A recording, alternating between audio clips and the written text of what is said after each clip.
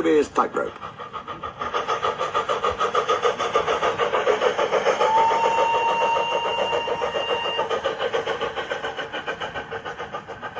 The manager spoke to Mavis severely. You are a very naughty engine. You have no business to go jauntering down Toby's line instead of doing your work up here. It's that Toby, protested Mavis. He's a fussman.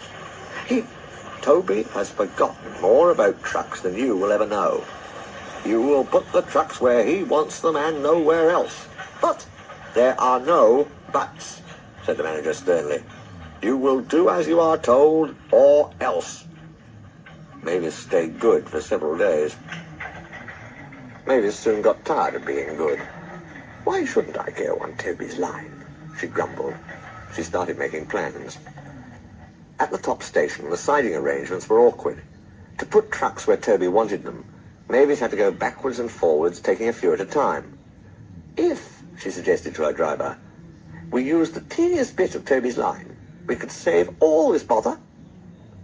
Her driver, unsuspicious, spoke to the manager, who allowed them to go as far as the first level crossing. Mavis chuckled, but she kept it to herself. Frost hindered work in the quarry, but a thaw made them busy again. More trucks than ever were needed. Some trains were so long that Mavis had to go beyond the level crossing. This gave her ideas, and a chance to go further down the line without it seeming her fault. Can you keep a secret? She asked the trucks. Yes, they chattered. Will you bump me at the level crossing and tell no one I asked you?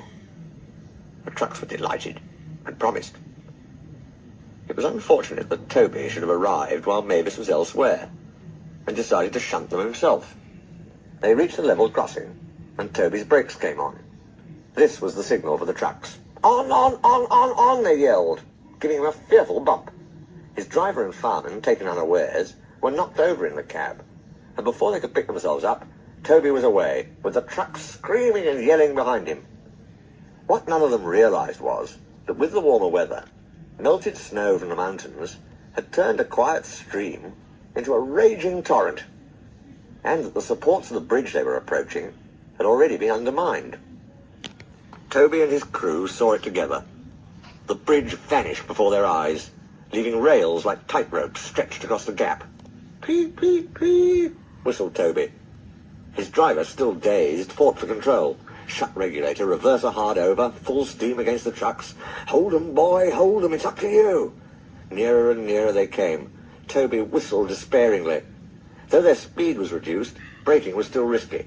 But it was all or nothing now. The driver braked hard.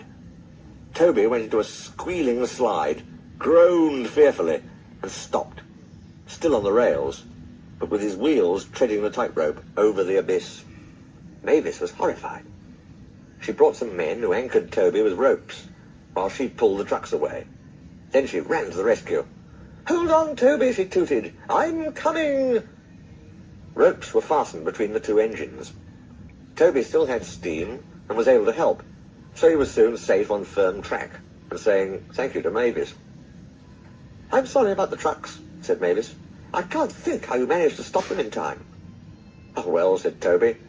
My drivers told me about circus people who walk tightropes, but I just didn't fancy doing it myself.